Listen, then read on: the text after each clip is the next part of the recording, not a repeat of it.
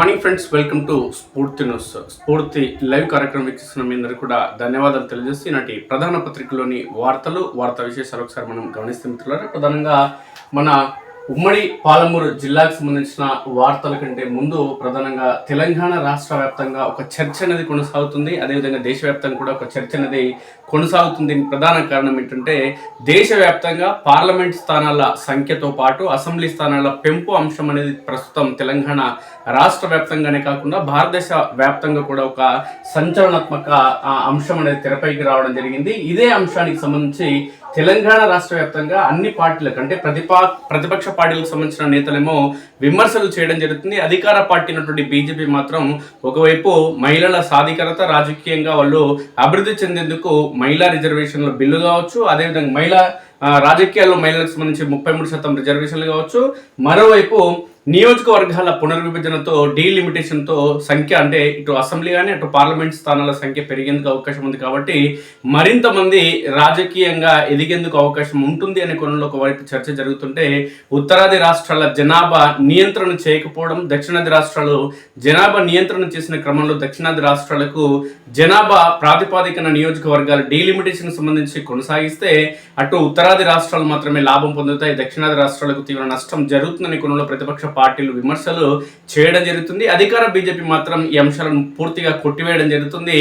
మొత్తం 2011 జనాభా లెక్కల ప్రకారం చేయడం జరుగుతుంది. అదేవిధంగా వివిధ నిర్ణయాల నేపథ్యంలో ఎక్కడ కూడా దక్షిణాది రాష్ట్రాలకు నష్టం చేకూర్చే విధంగా నిర్ణయం ఉండదు. కేంద్రంలోని బీజేపీ ప్రభుత్వం దేశంలోని అన్ని రాష్ట్రాలకు, అన్ని వర్గాల ప్రజలకు, దేశంలోని ప్రతి వర్గానికి సంబంధించిన ప్రజలకు రాజకీయంగా అందరూ సమున్నత స్థాయిలో ముందుకు సాగాలనే సంకల్పంతోనే బీజేపీ ప్రభుత్వం కృషి చేస్తుందంటూ ప్రధానమంత్రి నరేంద్ర మోడీ ఈ విషయంపైన స్పష్టత ఇచ్చిన నేపథ్యంలో దేశవ్యాప్తంగా ఇదే అంశానికి సంబంధించి చర్చ కొనసాగుతుంది. అది ఏంటి అనేది ఒకసారి చూద్దాం.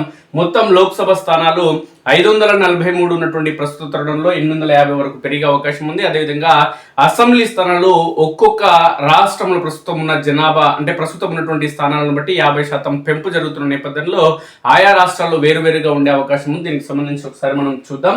అసలు లోక్సభ అదేవిధంగా అసెంబ్లీ స్థానాలకు సంబంధించి డీలిమిటేషన్ చేస్తున్న ఈ నేపథ్యంలో నిజంగా దక్షిణాది రాష్ట్రాలకు నష్టం చేకూరుతుందా, ఉత్తరాది రాష్ట్రాలకు అత్యధికంగా మేలు చేస్తుందా, ఉత్తరాది రాష్ట్రాలకు మేలు చేసే విధంగా కేంద్రంలోని బీజేపీ ప్రభుత్వం ఎందుకు ఒంటెద్దు పోగడకపోతుంది, లేదంటే దక్షిణాది రాష్ట్రాల్లో ఉన్నటువంటి ప్రాంతీయ పార్టీలు కావాలనే బీజేపీ పార్టీ పైన అభండాలు మోపడం జరుగుతుందో తదితర అంశాలని వాస్తవాలను ఒకసారి మనం విశ్లేషిద్దాం మిత్రులారా. లోక్సభ స్థానాలు 850 తుది సంఖ్యపై డీలిమిటేషన్ కమిషన్ నిర్ణయం. రాష్ట్రాలకు గరిష్టంగా 815, యూటీలకు 35, వాటిలో 280 దాకా మహిళల కేటాయింపు. మహిళా రిజర్వేషన్ల అమలుకు 3 బిల్లులు. రేపు లోక్సభలో ప్రవేశపెట్టనున్న కేంద్రం డీలిమిటేషన్ కు త్వరలో కమిషన్ ఏర్పాటు చేయాలి. 2011 జనాభా లెక్కల ప్రాతిపదికంగా నిర్ణయం తీసుకోనున్నారు. నియోజకవర్గాల పార్లమెంట్ స్థానాలు పెంపు చేయనున్నారు.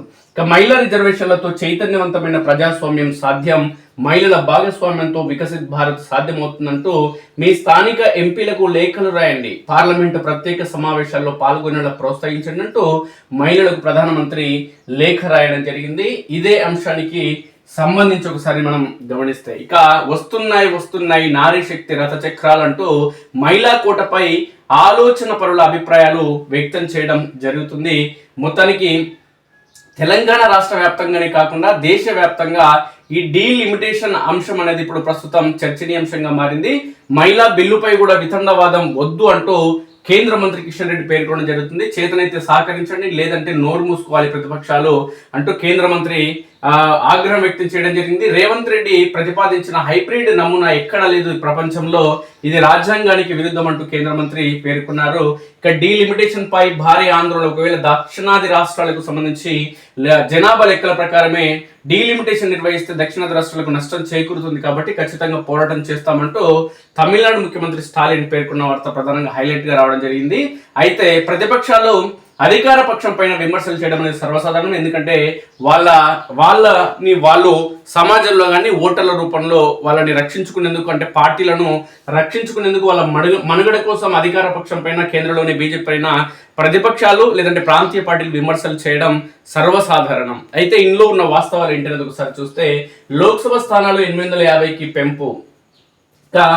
దీని అంశానికి చూస్తే 2029 లోక్సభ ఎన్నికలకు ముందే మహిళా రిజర్వేషన్లను అమలు చేయాలని, అందుకోసం లోక్సభ స్థానాలను భారీగా పెంచాలని కేంద్ర ప్రభుత్వం నిర్ణయించింది. దాంతో లోక్సభలో స్థానాల సంఖ్య ప్రస్తుతం ఉన్న 543 నుంచి 850 దాకా పెరిగే అవకాశం ఉంది. వీటిలో అన్ని రాష్ట్రాల్లో కలిపి 815కు, కేంద్రపాలిత ప్రాంతాల్లో గరిష్టంగా 35కు మించకుండా స్థానాలు ఉంటాయి. మహిళలకు 33% లెక్కన వాటిలో గరిష్టంగా 280 నుంచి 281 స్థానాల దాకా రిజర్వ్ చేయనున్నారు. దీనికి వీలు కల్పించేందుకు ఉద్దేశించిన 3 బిల్లులను గురువారం నుంచి 3 రోజుల పాటు జరగబోయే పార్లమెంట్ ప్రత్యేక సమావేశాల్లో కేంద్రం ప్రవేశపెట్టనుంది. 2029కి ముందే మహిళా రిజర్వేషన్ల చట్టం అమలు, అందుకోసం లోక్సభ స్థానాల పెంపునకు వీలు కల్పించేలా రాజ్యాంగం 131వ సవరణ బిల్లు 2026 దేశవ్యాప్తంగా లోక్సభ అసెంబ్లీ నియోజకవర్గాల పునర్విభజన చేపట్టేందుకు వీలుగా డీలిమిటేషన్ బిల్లు 2026 ఈ ప్రక్రియను ఢిల్లీ, జమ్మూ కాశ్మీర్, పుదుచ్చేరి అసెంబ్లీలకు కూడా వర్తింపజేసేందుకు కేంద్రపాలిత ప్రాంతాల చట్టాల సవరణ బిల్లు 2026 వీటిలో ఉంటాయి. ఇక ఈ 3 బిల్లులకు ఈ ప్రత్యేక సమావేశాల్లోనే పార్లమెంట్ ఆమోదం పొందాలని ప్రభుత్వం భావిస్తుంది. వాటి ముసాయిదా ప్రతులను పార్లమెంటరీ వ్యవహారాల శాఖ మంగళవారం ఎంపీలందరికీ పంపింది. ఇక లోక్సభ, అసెంబ్లీ నియోజకవర్గాల పునర్విభజన కోసం త్వరలో డీలిమిటేషన్ కమిషన్ ఏర్పాటు కానుంది. లోక్సభ స్థానాల తుది సంఖ్యను పునర్విభజన కసరత్తు అనంతరం కమిషన్ ఖరారు చేయనుంది. ఈ కారణంగానే పెరగనున్న లోక్సభ స్థానాల సంఖ్యను రాజ్యాంగ సవరణ బిల్లులు స్పష్టంగా పేర్కొనలేదు.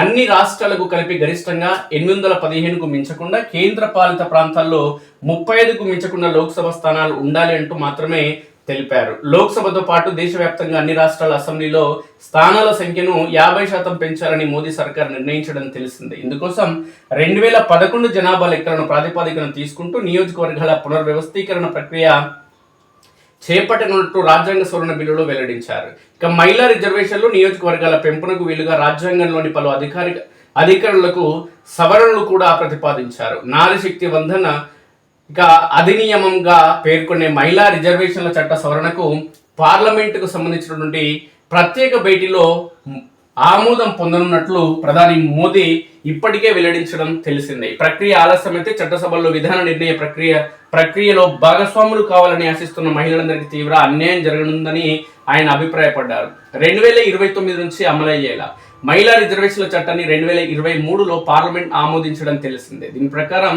లోక్సభ, అసెంబ్లీలో 33% సీట్లను మహిళలకు ప్రత్యేకిస్తారు.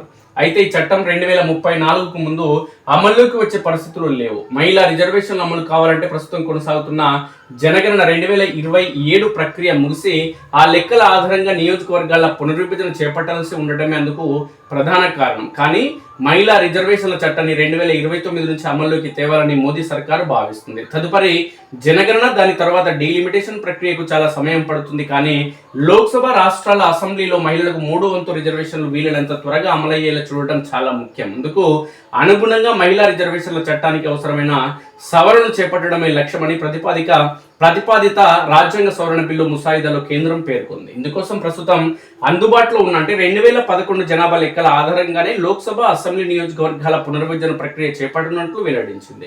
ఇక లోక్సభ, అసెంబ్లీలో మహిళలకు రిజర్వ్ చేసే స్థానాలను రొటేషన్ పద్ధతిలో కేటాయిస్తారని తెలిపింది. మహిళలకు 33% రిజర్వేషన్లు 15 ఏళ్ల పాటు అమల్లో ఉంటాయి. అనంతరం వాటి పొడిగింపుపై పార్లమెంటు నిర్ణయం తీసుకుంటుంది. ఇక డీలిమిటేషన్ కు కమిషన్ కూడా వేయనున్నారు. సుప్రీంకోర్టు న్యాయమూర్తి నేతృత్వంలో సభ్యులుగా కేంద్ర, రాష్ట్ర ఎన్నికల కమిషనర్లు, ప్రతి రాష్ట్రం నుంచి 10 మంది సభ్యులు ఉండనున్నారు. ఇక 3 బిల్లులపై 18 గంటల చర్చ. మహిళా రిజర్వేషన్ల అమలుకు ఉద్దేశించి 3 కీలక బిల్లులను గురువారం లోక్సభలో కేంద్రం ప్రవేశపెట్టనుంది. రాజ్యాంగ సవరణ అంటే 131వ సవరణ బిల్లు 2026, డీలిమిటేషన్ బిల్లు 2026, కేంద్రపాలిత ప్రాంతాల చట్టాల సవరణ బిల్లు 2026పై గురు, శుక్రవారంలో సభలో చర్చించనున్నారు. అందుకు 18 గంటల సమయం కేటాయించారు. అనంతరం వాటిపై ఓటింగ్ చేపడతారు. తర్వాత 3 బిల్లులపై శనివారం రాజ్యసభలో 10 గంటల పాటు చర్చ జరగనుంది. అనంతరం ఓటింగ్ జరుగుతుంది. ఇక గురు, శుక్రవారంలో రాజ్యసభ డిప్యూటీ చైర్మన్ ఎన్నిక కూడా జరుగుతుందని పార్లమెంట్ వర్గాలు ఈ సందర్భంగా వెల్లడించడం జరిగింది.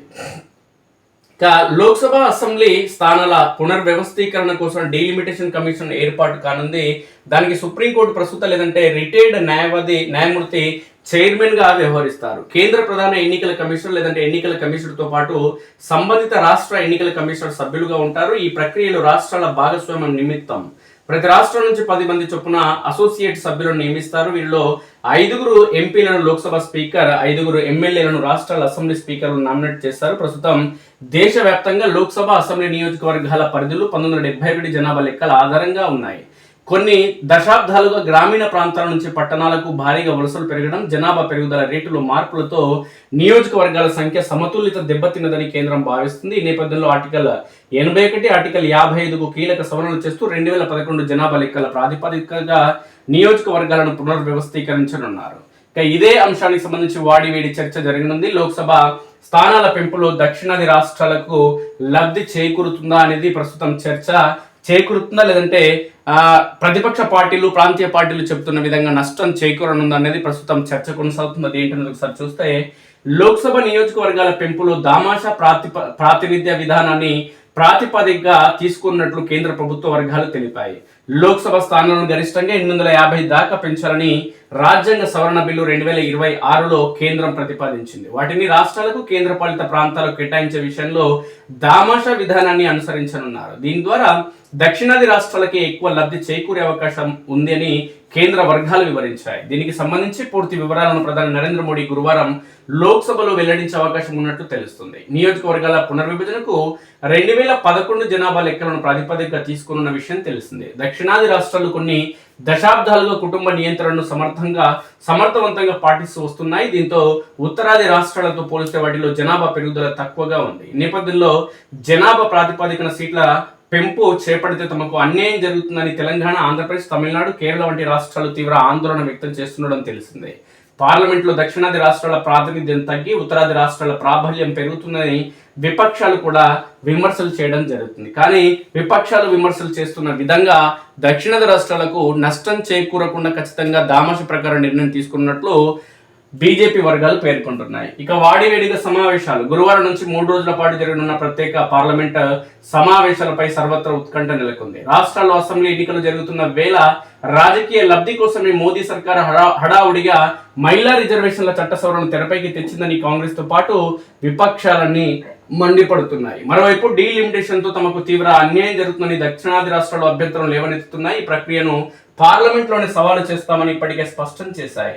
డీలిమిటేషన్ పై 2011 జనాభా లెక్కల ఆధారంగా కాకుండా తాజాగా జరుగుతున్న జనగణన ప్రాతిపదికన జరగాలని ఆప్, అదేవిధంగా ఆర్జేడీ వంటి పార్టీలు డిమాండ్ చేస్తున్నాయి. రాజ్యాంగ 131వ సవరణ బిల్లు ఆమోదానికి ఉభయ సభల్లోనూ 3/2 మెజార్టీ అవసరం. ఇందుకు విపక్షాల మద్దతు మోదీ ప్రభుత్వానికి తప్పనిసరి. నేపథ్యంలో సమావేశాలు వాడివేడిగా సాగడం ఖాయంగా కనిపిస్తుంది. పార్లమెంట్ సమావేశాలకు విధిగా హాజరు కావాలంటూ బీజేపీ, కాంగ్రెస్ ఇప్పటికే తమ ఎంపీలకు విప్ జారీ చేయడం జరిగింది. ఎందుకంటే కాంగ్రెస్ వర్గాలేమో ఈ సమావేశాలను అడ్డుకునేందుకు, అదేవిధంగా బీజేపీ వర్గాలేమో సమావేశాలను ముందుకు తీసుకెళ్లేందుకు, బిల్లులకు మద్దతు లభించేందుకు. ఇక మహిళా రిజర్వేషన్లతో చైతన్యవంతమైన ప్రజాస్వామ్యం, అదేవిధంగా మహిళల భాగస్వామ్యంతో వికసిత భారత్ సాధ్యం. మీ స్థానిక ఎంపీలకు లేఖ రాయాలి, ప్రత్యేక సమావేశాల్లో పాల్గొనేలా ప్రోత్సహించాలంటూ ప్రధాని నరేంద్ర మోడీ దేశంలోని మహిళలకు లేఖ రాయడం జరిగింది.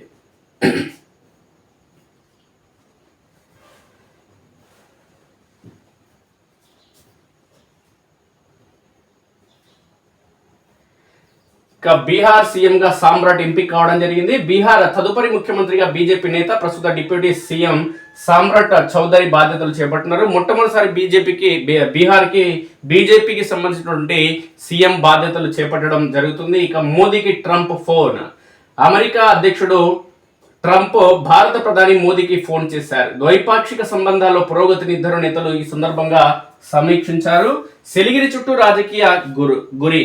దేశ భద్రత దృష్ట్యా సిలిగిరిని కేంద్రపాలిత ప్రాంతం చేస్తారనే ప్రచారం బెంగాల్ ఎన్నికల్లో దుమారం రేపుతుంది. రికార్డు స్పీడ్ లో విక్రయాలు. దేశీయంగా 2025-26లో అన్ని కేటగిరీల వాహనాలన్నీ కలిపి రికార్డు స్థాయిలో 2,82,65,519 యూనిట్లు అమ్ముడు కావడం జరిగిందంటూ సందర్భంగా ఒక వార్త.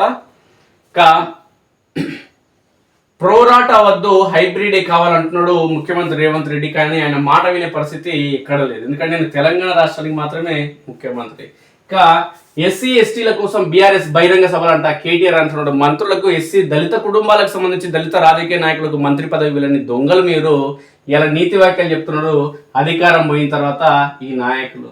కాలేయం కొవ్వెక్కుతుంది, ప్రమాద గంటికలు మూగిస్తున్న ఫ్యాటీ లివర్. 1990 నుంచి 23 మధ్య భారత్లో 23.19% మందికి వ్యాప్తి. 1990లో ప్రతి లక్ష మందికి 10,191 మందికి కేసులుంటే 2023 నాటికి 12,555 మందికి పెరుగుదల.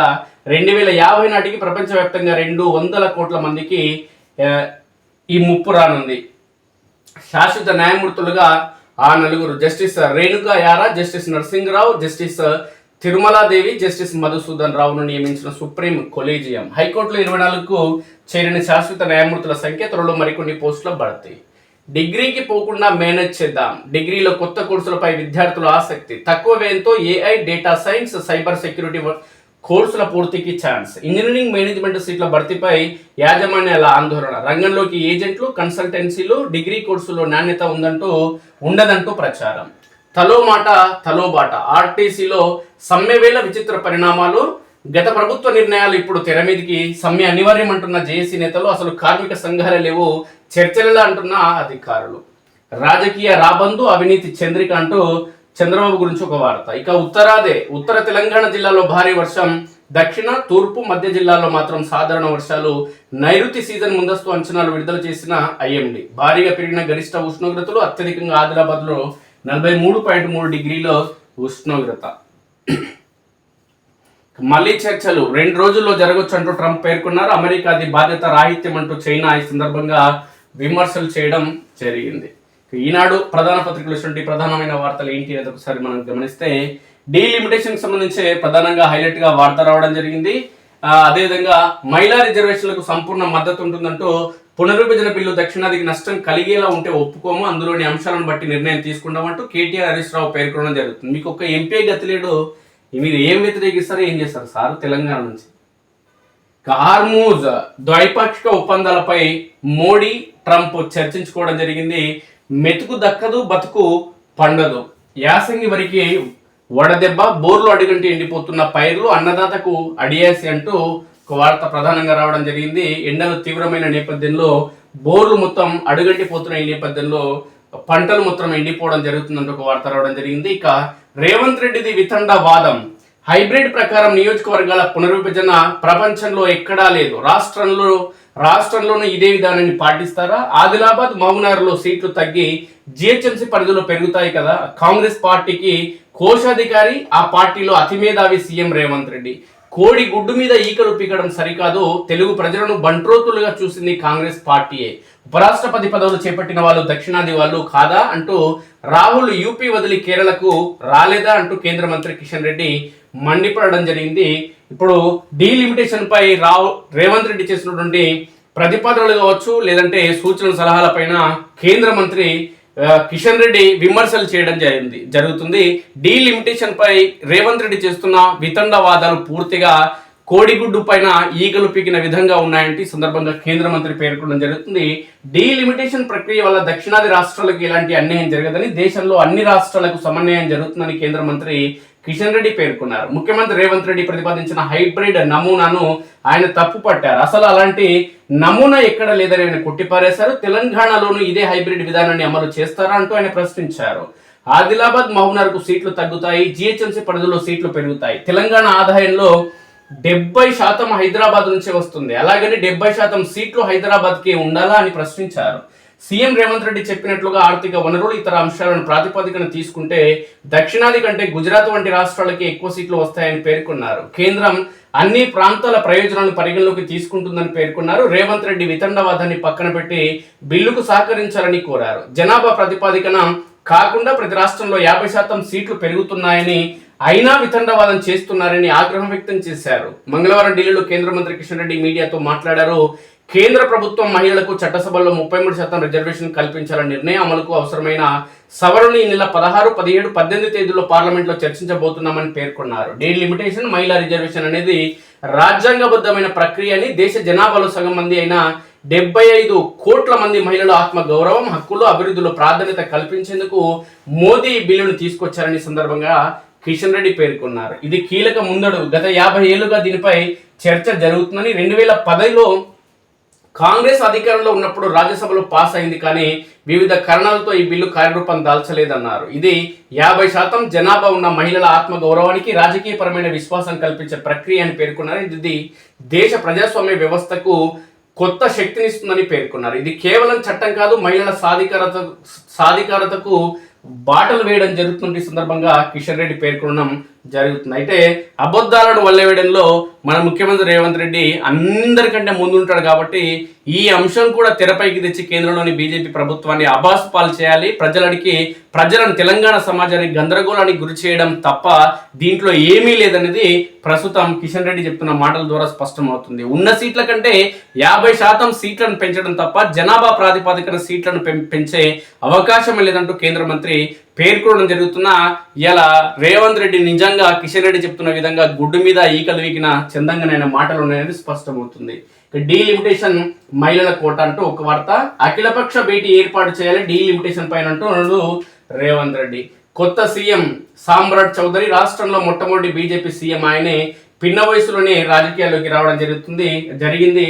అసలు ఆయన ఏంటి అని చూద్దాం. ఆయన బీహార్కి సంబంధించి అతి చిన్న వయసులోనే రాజకీయాల్లో ప్రవేశించడం, బీహార్ రాష్ట్రానికి సంబంధించి బీజేపీ అభ్యర్థిగా బీజేపీ పార్టీ నుంచి ముఖ్యమంత్రిగా బాధ్యతలు చేపడుతున్న నేపథ్యంలో ఆయన కథా కామేశ్వర చరిత్ర ఏంటి అనేది ఒకసారి మనం చూద్దాం. బీహార్ సీఎంగా సామ్రాట్ చౌదరి, బీజేపీ నుంచి రాష్ట్రంలో మొట్టమొదటి సీఎం ఆయనే. పిన్న వయసులోనే రాజకీయాల్లోకి సామ్రాట్ అరంగేట్రం. ఆర్జేడీ కార్యకర్తగా సేవలు, రబ్రీదేవి ప్రభుత్వంలో మంత్రిగా సేవలు. 2014లో జేడీలో చేరిక, జితన్ రామ్ ప్రభుత్వంలో మంత్రిగా బాధ్యతలు. 2018లో బీజేపీ గూటికి, 2023లో పార్టీ రాష్ట్ర అధ్యక్షుడిగా ఎంపిక. తాజాగా నితీష్ సీఎం పదవికి రాజీనామా చేయడంతో సీఎం కల సాకారం. బీహార్ సీఎంగా సామ్రాట్ చౌదరి ఎంపికయ్యారు. ముఖ్యమంత్రి పదవికి నితీష్ రాజీనామా అనంతరం బీజేపీ శాసనసభ పక్ష నేతగా ఉప ముఖ్యమంత్రి సామ్రాట్ చౌదరిని అధిష్టానం ఎంపిక చేసింది. బుధవారం ఉదయం ఆయన ముఖ్యమంత్రికి ప్రమాణం స్వీకారం చేపట్టనున్నారు. తనపై విశ్వాసం ఉంచి ముఖ్యమంత్రి పదవి కట్టబెట్టనున్న బీజేపీ అధిష్టానానికి ఆయన కృతజ్ఞతలు తెలిపారు. సీఎం పదవి తనకు ఒక పదవి మాత్రమే కాదని, బీహార్ ప్రజల నమ్మకాన్ని కలను నెరవేర్చేందుకు లభించిన చక్కటి అవకాశం అని అభివర్ణించారు. ప్రధాని మోదీ, బీజేపీ జాతీయ అధ్యక్షుడు నితిన్ నవీన్ మార్గదర్శకత్వంలో రాష్ట్రాన్ని అభివృద్ధి సుపరిపాలన పథంలో నడిపిస్తారని వెల్లడించారు. సామ్రాట్ చౌదరి ఆ రాష్ట్ర రాజకీయాల్లో సరికొత్త రికార్డు సృష్టించారు. అదేంటంటే బీజేపీ నుంచి ముఖ్యమంత్రి పదవి అలంకరిస్తున్న మొట్టమొదటి నేత సామ్రాట్ చౌదరిని కావడం విశేషం. రాజకీయ కుటుంబ నేపథ్యం. సామ్రాట్ చౌదరి 1968 నవంబర్ 16న బీహార్లోని ముంగేర్ జిల్లా లఖంపూర్లో జన్మించారు. ఈయన అసలు పేరు రాకేష్ కుమార్. వారిది రాజకీయ నేపథ్యం ఉన్న కుటుంబం. తండ్రి శకుని చౌదరి 7 సార్లు ఎమ్మెల్యేగా ఎన్నికయ్యారు, ఎంపీగా పనిచేశారు. తల్లి పార్వతీదేవి కూడా ఎమ్మెల్యేగా సేవలందించారు.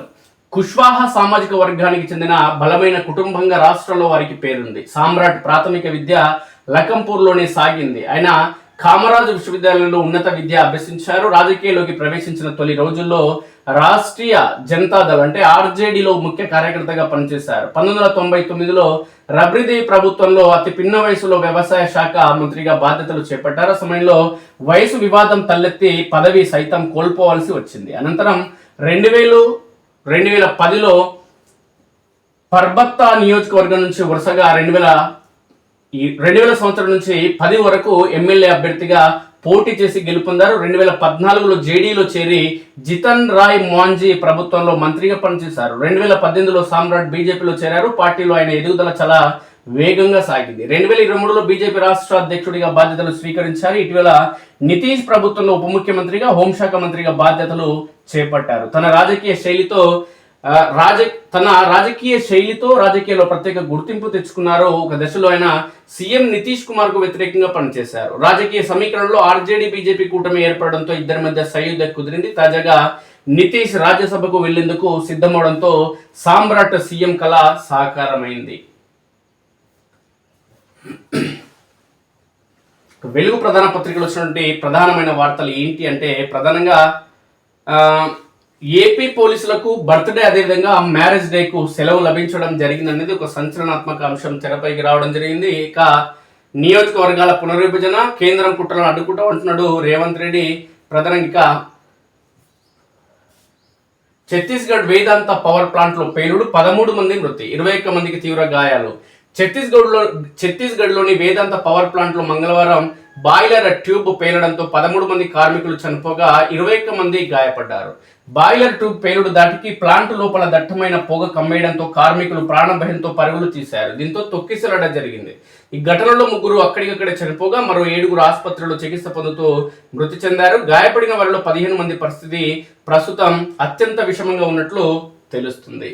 ఇక వాహనాలు రాలే, ఆయుధాలు ఇవ్వలే, విధి నిర్వహణలో ఇబ్బందులు పడుతున్న ఫారెస్ట్ సిబ్బంది, ఆక్రమణలు, అక్రమ రవాణాను అడ్డుకునే క్రమంలో దాడులు, గాయాల పాలవుతున్న ఉద్యోగులు, వెహికల్స్ లేకపోవడంతో ఇబ్బందిగా మారిన క్షేత్రస్థాయి పర్యవేక్షణ సిబ్బంది కొరతతో ఉన్నవారిపైనే పనిభారం పెరుగుతుందంటే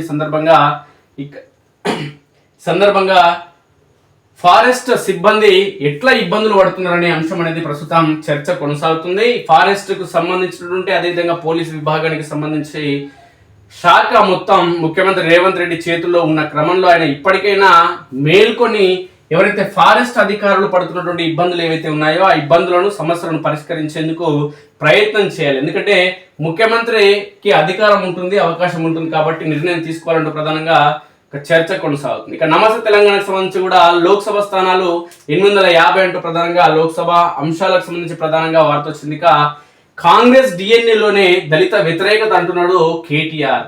మహాత్మా గాంధీల అంబేద్కర్ అందరివాడు 125 అడుగుల విగ్రహాన్ని బందీ చేసిన రేవంత్. ఎస్సీ ఎస్టీ డిక్లరేషన్ పేరిట కాంగ్రెస్ తీరని మోసం. దళిత గిరిజనుల హక్కుల కోసం త్వరలో సభలు చేశారంటే ఈయన ఇంటింటికి వెళ్లి కాంగ్రెస్ మోసాలను నిండగడతాడంట. జై భీమ్, జై తెలంగాణ, జై కేసీఆర్ నినాదం సాగాలి. బీఆర్ఎస్ వర్కింగ్ ప్రెసిడెంట్ కేటీఆర్ పిలుపు.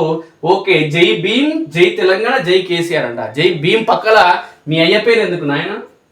అంత పెద్దోడా మీ అయ్య? సర్కారుకు బెదరని ఆర్టిజన్లు. రాష్ట్ర వ్యాప్తంగా 7 రోజుల సమ్మె. బీఆర్ఎస్ నేతల సంఘీభావం. పాల్వంచుల ప్రకారాలతో భారీ ప్రదర్శన. కేసీఆర్ వేసిందే కమిటీ. ఆర్టీసీ విలీనంపై కొత్త కమిటీ వేయని కాంగ్రెస్ సర్కార్.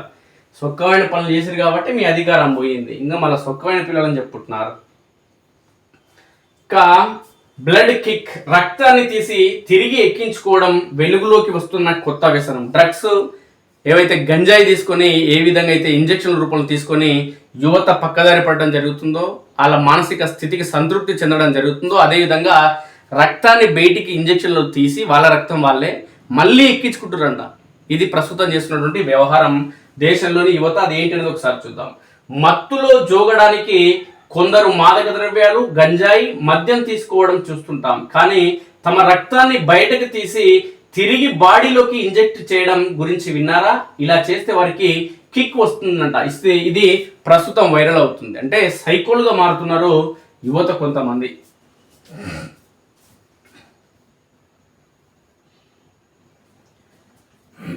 ఇంకా 5 రూపాయలు భిక్షం వేశాడని వ్యాపారిపై కత్తితో దాడి. పోలీసుల అదుపులో నిందితుడు. ఇక 180 మంది బాలికలపై లైంగిక దాడి. 350 అశ్లీల వీడియోలు రికార్డు. యువకుడి అరెస్ట్. దరిద్రం. ఇక శోభనానికి 90 లక్షల డిమాండ్ చేసింది భార్య. తొలి రాత్రి వరుడికి షాక్ ఇచ్చిన పెళ్లి పిల్ల. కొత్తగా పెళ్ళైన వరుడికి ఫస్ట్ నైట్ రోజున వధువు ఊహించని షాక్ ఇచ్చింది. శోభనం కావాలంటే 90 లక్షలు ఇవ్వాలని డిమాండ్ చేసింది. దీనికి వరుడు ఒప్పుకోకపోవడంతో వధువు కుటుంబం మరో ప్లాన్ వేసింది. దీంతో వరుడు ఫ్యామిలీ ఒక్కసారిగా కంగుతింది. అసలు ఏం జరిగింది ఒకసారి చూద్దాం. అంటే వీళ్ళు పెళ్లి చేసుకుని సంసారం చేయడానికి కాదు, సంసారం కావాలంటే పైసలు డిమాండ్ చేసి పైసలు ఎత్తుకొని పత్తలెక్కడ పోయే బాపతిది అనేది స్పష్టంగా తెలుస్తుంది. అయితే మహిళ ఈమె కావడంతో ఈమె చేసేటటువంటి దుర్మార్గాలకు సంబంధించి పెళ్లి కొడుకు కుటుంబ సభ్యులు కేసు పెడితే కూడా పోలీసు వాళ్ళు కేసు తీసుకోలేదంట మొదట్లో. తర్వాత కేసు తీసుకున్నారంట కోర్టు ఆదేశాల మేరకు. చూద్దాం ఒకసారి. ఉత్తరప్రదేశ్లోని ఆగ్రా జిల్లాలో అత్యంత భయానక ఘటన వెలుగులోకి వచ్చింది. శోభనం జరగాలంటే 90 లక్షలు ఇవ్వాలని వధువు డిమాండ్ చేసింది. కాదనడంతో సజీవ దహనం చేసేందుకు అమ్మాయి కుటుంబ సభ్యులు ఎత్తించడం కలకలం రేపింది. వరుడి సోదరి ముస్కాన్ సింగ్ వివరాల ప్రకారం గతేడాది ఏప్రిల్ 29న ఆగ్రాకు చెందిన యువకుడికి కల్పన అనే యువతితో ఘనంగా వివాహం జరిగింది. అనంతరం శోభనం కోసం వధూవరులను గదిలోకి పంపారు. ఇక్కడే అసలు ట్విస్ట్ చోటు చేసుకుంది. శోభనం జరగాలంటే 90 లక్షలు ఇవ్వాలని వధువు వరుడిని డిమాండ్ చేసింది. అంత పెద్ద మొత్తం ఇవ్వలేమని వరుడు స్పష్టం చేయడంతో వధువు మరుసటి రోజే తనకు శోభనం వద్దంటూ పెళ్లిలో పెట్టిన నగలు తీసుకొని పుట్టింటికి వెళ్ళిపోయింది. కాగా డబ్బుల డిమాండ్తో మొదలైన ఈ వివాదం ఇక్కడితో ఆగలేదు. వధువు కుటుంబ సభ్యులు వరుడి ఇంటిపై దాడులు చేయడం, వాట్సాప్ ద్వారా బెదిరింపులకు పాల్పడడం మొదలు పెట్టారు. ఇక కోర్టు ఆదేశాలతో ఎఫ్ఐఆర్. ఈ ఏడాది మార్చి 26న వధువు కుటుంబ సభ్యులు వరుడు ఇంటికి వచ్చి గొడవకు దిగారు. ఇరు కుటుంబాల మధ్య మాట పెరిగింది.